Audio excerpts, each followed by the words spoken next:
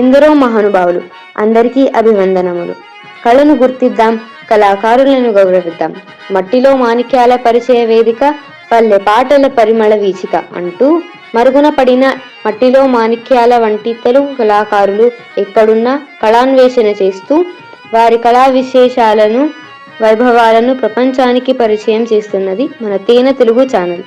మనలోని అపారమైన సాంప్రదాయ కళా నైపుణ్యాలను ప్రోత్సహిస్తూ వాటిని భావితరాల కోసం భద్రపరచాలనే సదుద్దేశంతో మీ ముందుకు వస్తున్న మన తేనె తెలుగు ఛానల్ను మీరంతా సహృదయంతో సబ్స్క్రైబ్ చేసుకొని లైక్ చేసి ఆదరించాలని మనస్ఫూర్తిగా కోరుకుంటున్నాము.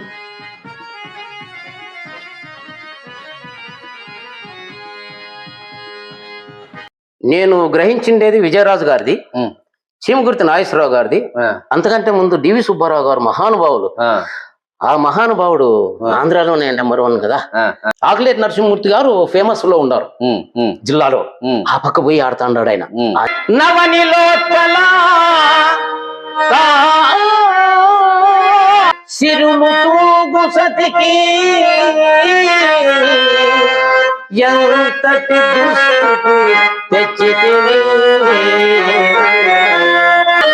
అదిగో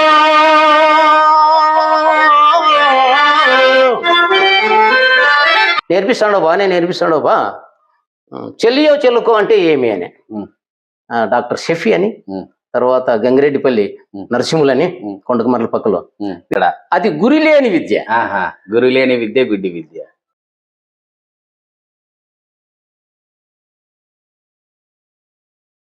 తేనె తెలుగు యూట్యూబ్ ప్రేక్షకులకు స్వాగతం, సుస్వాగతం. మట్టిలో మాణిక్య లాంటి కళాకారులను రాష్ట్ర వ్యాప్తంగా వెతికి వారి యొక్క ప్రతిభా పాఠవాలను మీకు అందిస్తున్నటువంటి ఛానల్ తేనె తెలుగు ఛానల్. మరి ఈరోజు మన శతాధిక కళాభిషేకంలో భాగంగా అనంతపురం జిల్లాలో ఉన్నటువంటి ఒక మంచి కళాకారుడు, మంచి వాయిద్యకారుడు, నటులు అయినటువంటి దేవరాజు గారు మన ముందున్నారు. వారితో ఈ శతాధిక కళాభిషేకాన్ని మీ ముందుకు తీసుకొస్తున్నాం. మరి మీరందరూ కూడా మమ్మల్ని ఆదరించాలని ఆశిస్తూ, సార్ నమస్తే. కళాభివందనాలు సార్. మరి మీ గురించి మన ప్రేక్షకులకు తెలియజేసుకోండి సార్, ఈ స్వీయ పరిచయాన్ని. నా పేరు దేవరాజు సార్. నా జననం వజ్రకరూరు, మధ్యకరి నెట్టికల్లు, అంజనమ్మకు 2వ సంతానం, అంటే పురుషులలో మొదటి సంతానం. 1958లో జన్మించినాను. విద్యాభ్యాసము ఉన్నత పాఠశాల వరకు చదివాను, అంటే 10వ తరగతి వరకు చదివాను.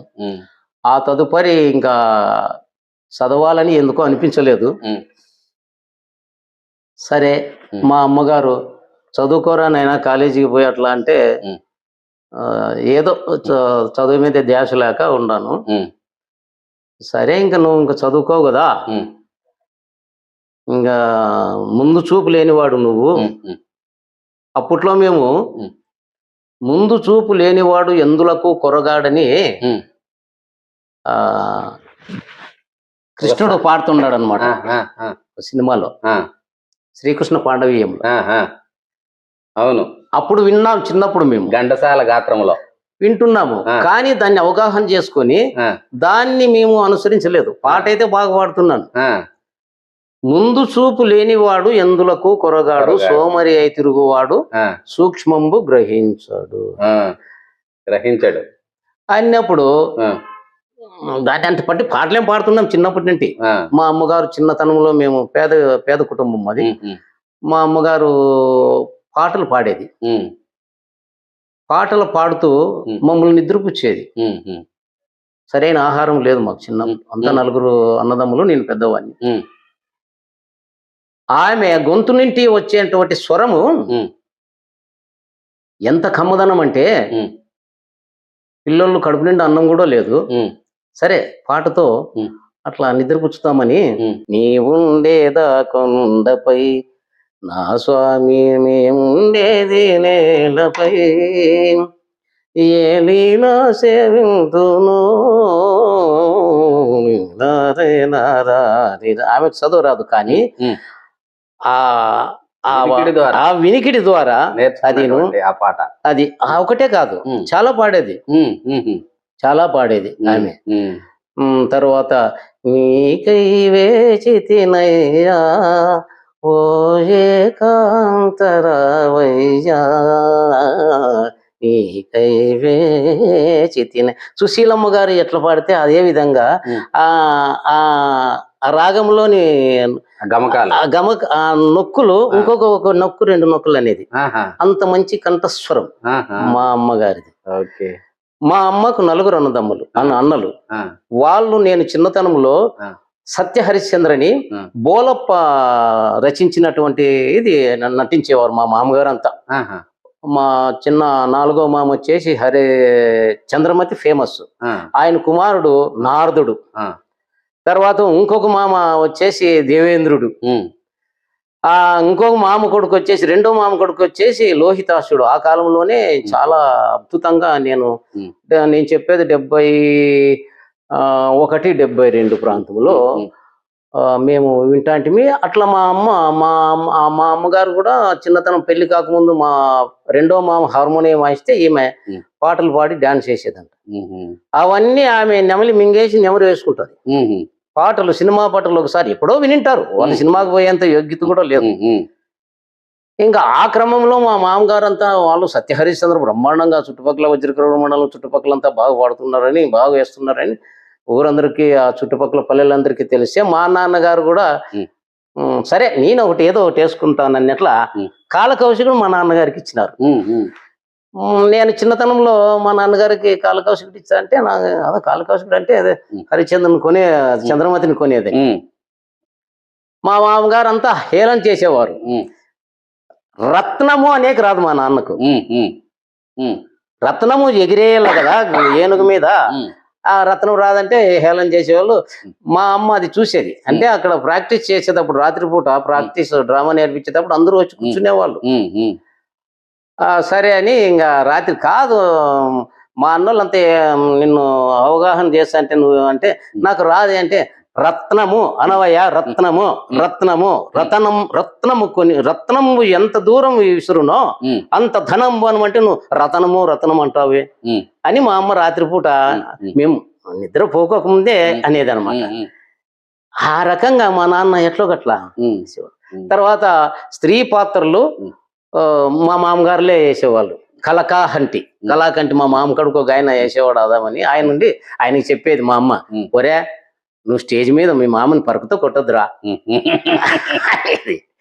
మా అమ్మ అట్లా కదా, ఆమెకు మా మామగారు ఇచ్చిండేది ఆమెకు అది ఏమో గాని పాటలు ఎంతో చక్కగా, అంటే జానపద పాటలు గాని ఇవి గాని తర్వాత పాటలు బాగా పాడేది మా అమ్మ.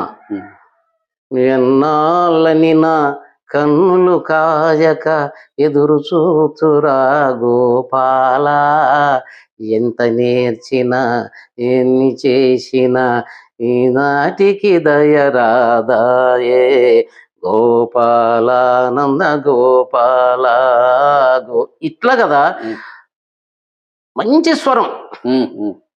ఆమె పాడుతుంటే అట్లా వజ్రాలు కదా, అది మాకు అంట పట్టింది, నాకు మా తమ్ముళ్ళకు అది అంట పట్టింది. చాలా సంతోషం సార్. ఆ రకంగా నేను చిన్నతనంలో ఆమెది వింటాండ. చాలా సంతోషం సార్. మరి అమ్మగారి గురించి, అమ్మ మీకు చిన్నప్పుడు ఏ విధంగా ఈ సంగీతానికి సంబంధించినటువంటి ఓనమాలు జోలపాటల ద్వారా నేర్పించిందని చెప్పి. ఓనమాలు అంటే సరిగమలేం లేదు, అదే అదే ఆమె పాడే జోలపాటల ద్వారా. మరి ఈ కళాభిషేకాన్ని ఒక ప్రార్థనా గీతంతో ప్రారంభిస్తాం. Okay sir. ప్రార్థనా గీతం అందరూ మామూలుగా శుక్లాంబరధరం ఇవన్నీ పాడతారు. పెద్దలు అన్నది, పెద్దలు అనుకుంటా అంటే మేము విన్నాం అంతే. సంగీతం అనేది విశ్వంలో పుట్టిందంట. సంగీతం అనేది అది అని పెద్దలు మాట్లాడుకుంటుంటే విన్నాం. ఆ విశ్వము ఎక్కడ పుట్టింది అని అంటే ఓంకారనాదముతో పుట్టింది అనే వాళ్ళ. సంగీతం అయితే విశ్వంలో పుట్టింది, అది ఏ వస్తువు కాదు కదా. సరిగమ పదనిస్ అనేది ఆ ఓంకారనాదం మొదటి ఉండేదంట. ఈ సృష్టికి మూల కారణం ఏది? ఓంకారం. ఆ ఓంకారనాదం అనేది సంగీతంలో ప్రథమ స్థానం. కాబట్టి మనం కూడా నాకు కొన్ని తప్పులు పోయినా కూడా మొదట ఓంకారనాదంతోనే పాట ప్రార్థనా గీతంగా భావిస్తాం సార్. Okay sir.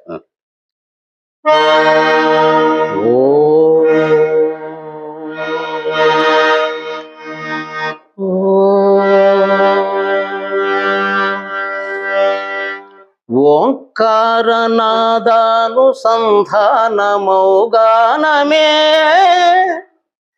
శంకరాభరణము. ఓంకారనాదానుసంధానమౌగానమే శంకరాభరణము.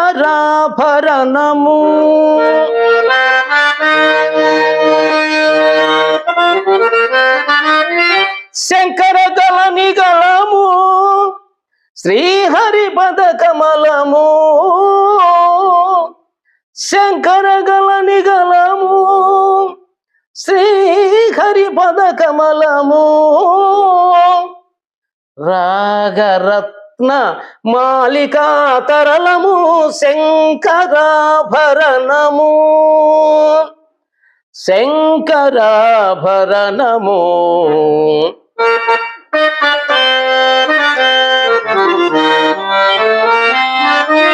శారద నీరా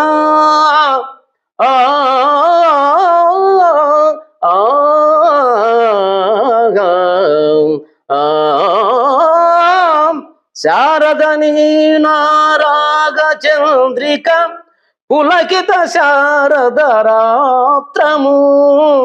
శారద వీణారాగ చంద్రిక పులకిత శారద రాత్రము. నారద నీరద మహతి నినాదం గమకిత శ్రావణ గీతము. నారద నీరద మహతి నినాదం గమకిత శ్రావణ గీతము. రసికుల కనురాగమై రసగంగలో తానమై. రసికుల కనురాగమై రసగంగలో తానమై. పల్లవించు సామవేద మంత్రము శంకరాభరణము. శంకరాభరణము. చాలా సంతోషం సార్. మరి అంటే తప్పులున్నాయి, గురువు లేని విద్య కదా నాకు గురువు లేరు. మీకు గురువు లేరా సార్? గురువు లేరు, సరిగమలు తెలియవు. ఆ కళామ తల్లి నన్ను ఆశీర్వదించింది. ఏ గురువు దగ్గరికి పోలేదు. నేను హార్మోనియం వాయించేకి ఏ గురువు దగ్గరికి నేర్చుకోవాలని పోలేదు. మా ఇంటి పక్కలో చర్చిలో చిన్న హార్మోనియం ఉంటే హార్మోనియం నేర్చుకుంటూ సొంతంగా నేర్చుకుంటుంటాను కానీ సరిగమలైతే నాకు రావు. కానీ ఆలాపనను పట్టుకొని దాదాపు ఒక 60 రాగాలు అవలీలుగా వాయించగలను. ఇటు పద్యాల రకములైనా సరే, పాటల రకమైనా సరే. అంటే సినిమా పాటలు పాత నుండి, ఉదాహరణకు పాతాల భైరవి, మాయ బజార్ అక్కడి నుండి. ఇప్పుడు కొత్తవైతే పాటలు రావేమో కానీ కొత్త కూడా కొన్ని వస్తాయి. పాత పాటలన్నీ అవలీలుగా అవగాహన చేసుకునేవాడిని. మరి ముఖ్యముగా పాత పాటలు కూడా వినేటప్పుడు చిన్నతనంలో పల్లవికి చరణానికి మధ్యలో ఉండే మ్యూజిక్ ను మొట్టమొదటి నేను ఆస్వాదించేవాడిని. ఇంటర్లోడే దాని మీదే. నాకు సాహిత్యంతో అవసరం లేదు. సాహిత్యంతో నాకు అవసరం లేదు. అది పెండ్లలో మైకులు పెడతారు, అప్పుడు వింటాము. సాహిత్యం అంత త్వరగా మనకి అంత లేదు కదా తెలివితేటలో, చిన్నతనంలో. కాబట్టి పల్లవికి చరణానికి మధ్యలో ఉండేది మొదట నేను ఆకర్ణింప చేసుకుంటా. దాన్నే మనసులో నోటితో కూడా అనుకుంటా.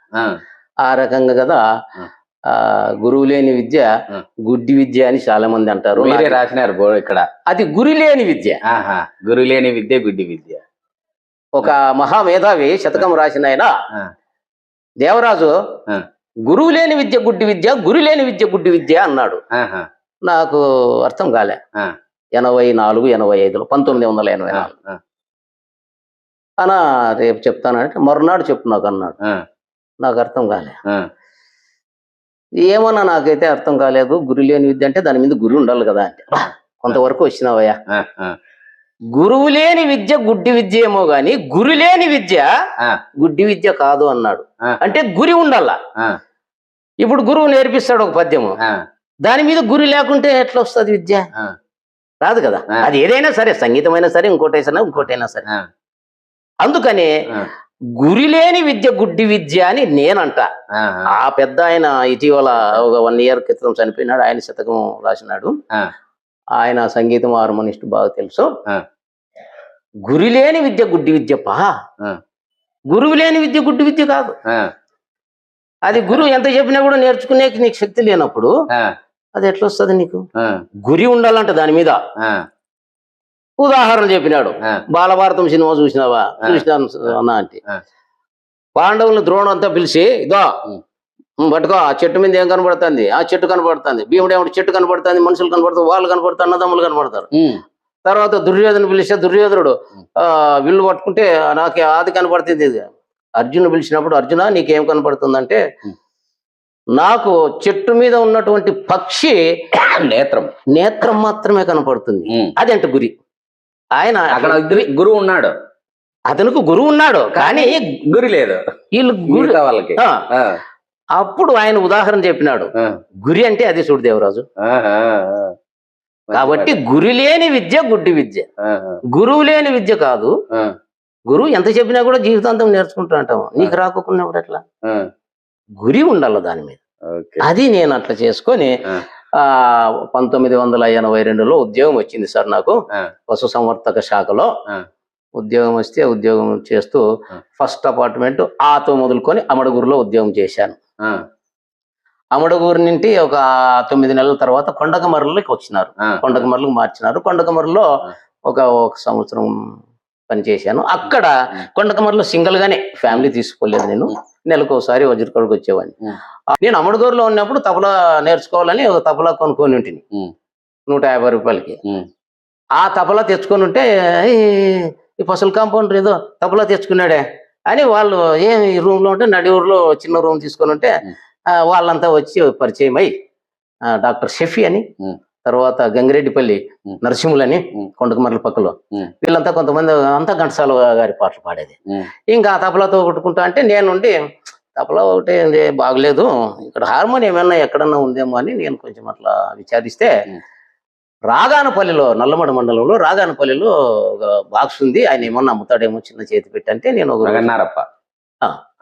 రోజు నేను అట్లా మా డాక్టర్ గారిని అడిగి అట్లా పోతే ఆయన లేడు, నారప్ప గారు. పోతే బాక్స్ నింది చిన్నది 150 రూపాయలకు బాక్స్ కొనుక్కొని వచ్చేసి ఇంకా కొండకమర్రిలో సాయంత్రం పూట ఇంక వాళ్ళు పాటలు పాడుతా అంటే నేను వాయించేది. నాకు వాయిద్యం రాదు కదా, ఊరిని అట్లే క్యాచ్ చేసేది అనమాట. పాత పాటలు అంటే వాళ్ళు పాడేవారు.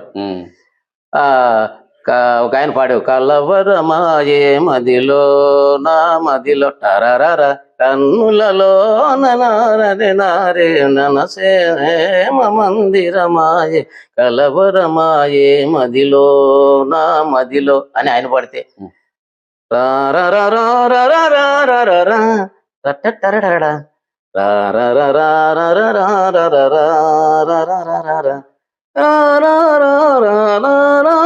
అప్పుడు నా అని ఆయన చరణం. మళ్ళా రెండో చరణానికి వేరే, రెండో చరణముకి మళ్ళా అది మ్యూజిక్ వేరే.